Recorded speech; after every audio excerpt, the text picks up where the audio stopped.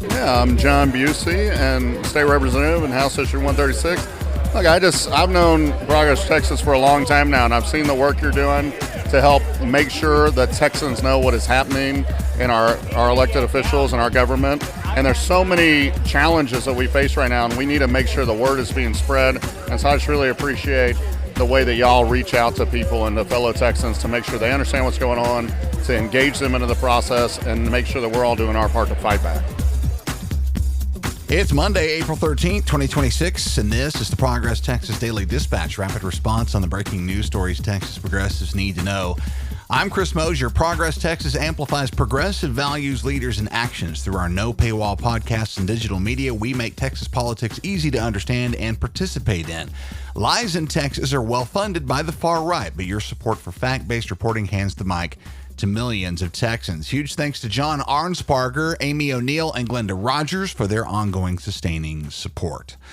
Our regulars here, I'd wager, have pretty well-developed ideas about what's at stake this election cycle, but occasionally we get some reporting that brings that concept into sharp focus and is worth a moment to mull. One might have thought that just getting rid of Ken Paxton from the position of Texas Attorney General might represent an intrinsic improvement, but as Eleanor Klibanoff at the Texas Tribune finds, the two guys who are looking to replace him as the Republican nominee for that office are, shall we say, campaigning for a chance to out Paxton.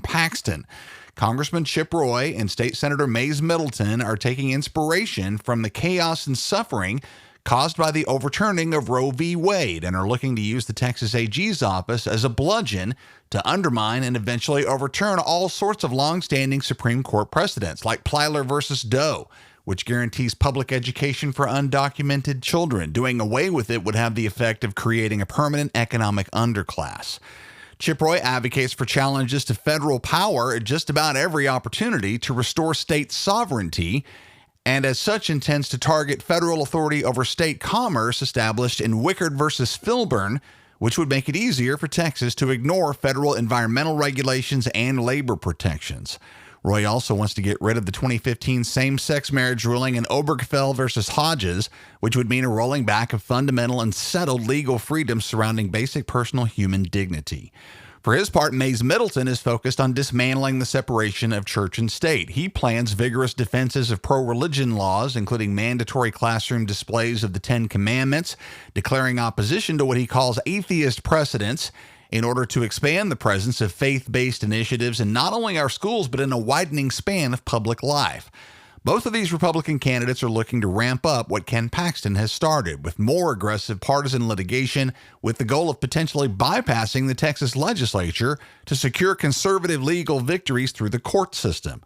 Goes without saying that Texas progressives find ourselves at a critical moment with the proper momentum to stop all of that before it starts.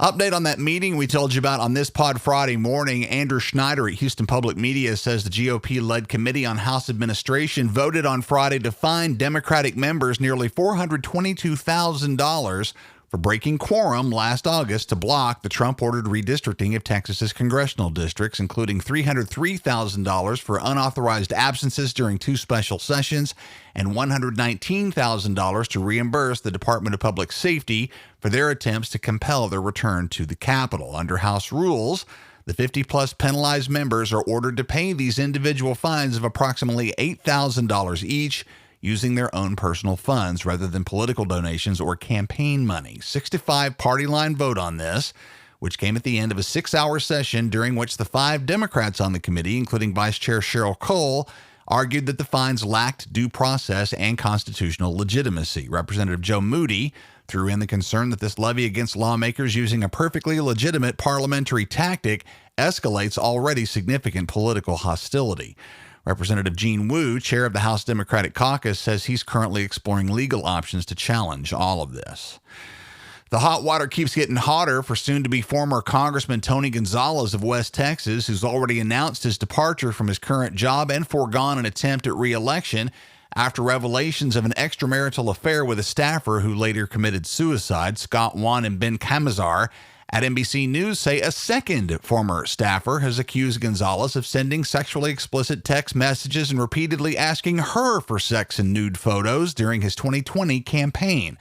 This woman served as Gonzalez's political director during that campaign and confirmed reports that he continued these advances despite dozens of rejections. At one point, texting that 47 no's was the limit. She characterized Gonzalez's behavior as sexual bullying and stated she's coming forward now to ensure he's held accountable for a pattern of misconduct. Gonzalez has stated he intends to serve the remainder of his term through January of 2027. The Congressional Ethics Committee continues to investigate whether his actions violated House rules prohibiting sexual relationships with subordinates. Meanwhile, we've also heard similar stories with similar consequences for a Democrat, Congressman Eric Swalwell of California, who as of last night has suspended his campaign for California governor in the wake of allegations that he sexually assaulted a former staff member and engaged in sexual misconduct with other women. Andrew Solander at Axios says an exchange of fire is cooking over these parallel scandals, as Republican Congresswoman Anna Paulina Luna says she plans to force a vote to expel Swalwell from the House. In response, Democratic leadership is saying they may move to expel Tony Gonzalez, who again is already under a House ethics investigation for his initial sexual misconduct issues. Solander theorizes that these dueling expulsion efforts could trigger a chain reaction of similar votes against other members, potentially targeting Democratic Congresswoman Sheila Sherfilis McCormick, who's under a federal indictment, and her own recent House Ethics Committee finding of mountainous evidence regarding financial crimes, and Republican Congressman Corey Mills, who's gotten himself in trouble over alleged dating violence, misrepresenting his military record, and financial misadventures of his own. Meanwhile, reporters at the San Antonio Express-News are being commended for sticking with the Gonzalez story for months and finally breaking it. The Columbia Journalism Review commends reporters Bayless Wagner and Nancy M. Pryor-Johnson, who they say exemplify the power of local journalism through their patient, persistent investigation into Congressman Gonzalez's misconduct, during which they built community trust from, quote, below zero, unquote. We seem to learn every day why good journalism matters, why the press comes under constant attack from wannabe dictators, and why those who are committed to the truth are well worth your support. Finally, this morning, inspiration from abroad and what Texas progressives can take from the election in Hungary over this weekend, and yet another sign that the world is awakening to the undermining of freedom at the hands of oligarchic autocrats. Despite the desperate campaigning of Donald Trump, Hungarian Prime Minister Viktor Orban lost his 16-year grip on power this weekend, losing in a landslide to Péter Magyar and his TISA party, who leveraged a strategy of democratic populism, appealing to disaffected conservatives and mobilizing a record 80% voter turnout, driven largely by younger voters. Hungary's media is even more corrupted by the state than American legacy media is, and Magyar bypassed it with an aggressive road dog campaign holding up to 6 rallies a day across the country and focusing on bread and butter issues like inflation and health care. For Texas, the lesson here is clear. An entrenched regime can be defeated by a big tent movement led by credible messengers who can flip moderate voters while simultaneously energizing non-voters. Magyar's landslide gives him an opportunity to undo over a decade and a half of damage done by Orban, and proves that even long-standing supermajorities are not invincible when faced with a unified front and high participation turnout. We'd all do well to pay attention to this global movement as it manifests in different places around the world, and to be sure that Texas becomes a major part of it. There are not one but 2 Texas elections approaching: local city-level elections on May 2nd and the statewide primary runoffs on May 16th. Early voting in those local elections starts on April 20th, 1 week from today.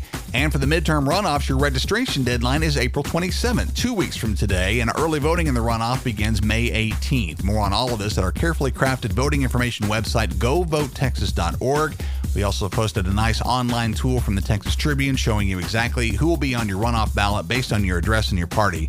See that link in our show notes. Here at Progress Texas, we're getting ready for our 16th anniversary celebration in Dallas with drinks, light bites, and a fun review of the highlights of our successes over the last few years. Save the date. It's Tuesday, June 16th, and see the link in the show notes to reserve your spot. Hit our website at progresstexas.org for our web store, where you can grab the merch to match your progressive values with newly released Humans Against Abbott, Y'all Means All, and Revolution shirts, stickers, and buttons waiting for you there. Hit the web store, progresstexas.org, to support your favorite podcast network today. That's the Progress Texas Daily Dispatch for this Monday, April 13th, 2026. Links to all these original stories can be found in our show notes. When lies in Texas are well funded by the far right, Your support for fact-based reporting is needed and appreciated. I'm Chris Mosier. Thanks so much for listening. Have a great day and a great week. We'll see you again tomorrow morning.